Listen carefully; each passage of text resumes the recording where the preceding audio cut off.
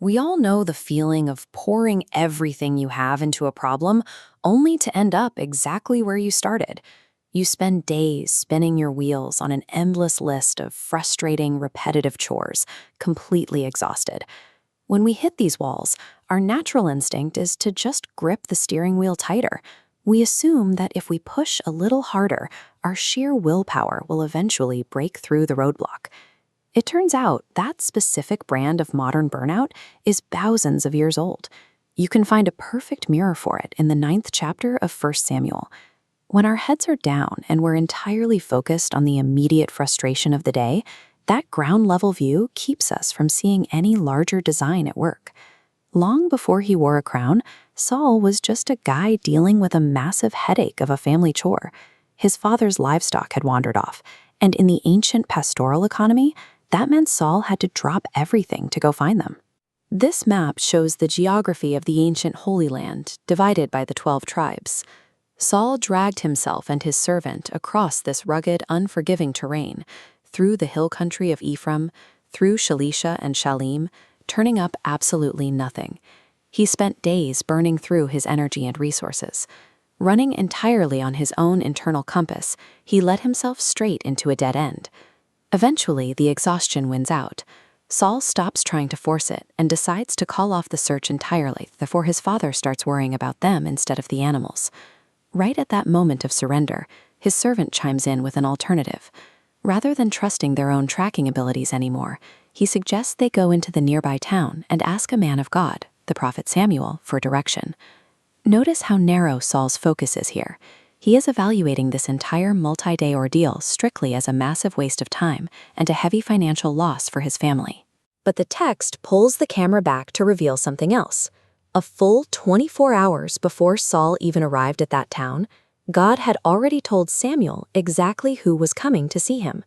Saul's breakthrough finally came when he abandoned his self-reliant hunt to seek the prophet's insight.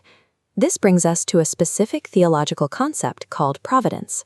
Providence is the idea that God actively uses normal, everyday circumstances, even the highly frustrating ones, to weave together his sovereign plans. This animated timeline of Saul's journey appears to be pure chaos, zigzags driven by wandering animals. But underneath is precision. The animals wandered at a specific hour, and Saul failed in specific regions, to arrive exactly where a prophet waited. This orchestration happens even in the middle of human failure. Prior to this, the people of Israel had explicitly demanded a king so they could be like their neighbors, effectively rejecting God's direct rule. Yet even that rebellion couldn't derail the sovereign timing of these events. Now Saul does get the crown, but the historical record shows that he became a deeply troubled, insecure, and ultimately broken ruler. His reign was a messy stopgap.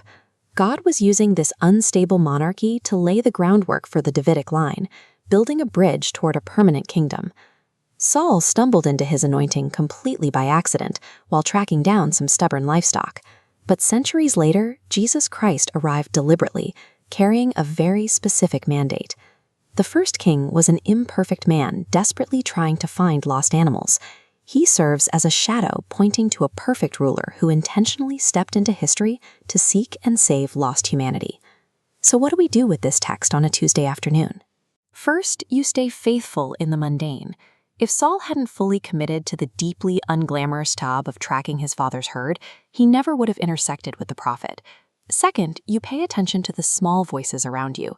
Guidance often comes from the most overlooked sources. It was a nameless servant, not a high official, who steered Saul towards his calling. And most importantly, you have to know when to drop the blind hustle. Before you burn through the last reserves of your own willpower, stop and actually ask God for clarity. Genuine obedience doesn't mean just gritting your teeth and pushing through the exhaustion. It means recognizing your own limits, pausing the frantic search, and aligning your steps with the one who wrote the script.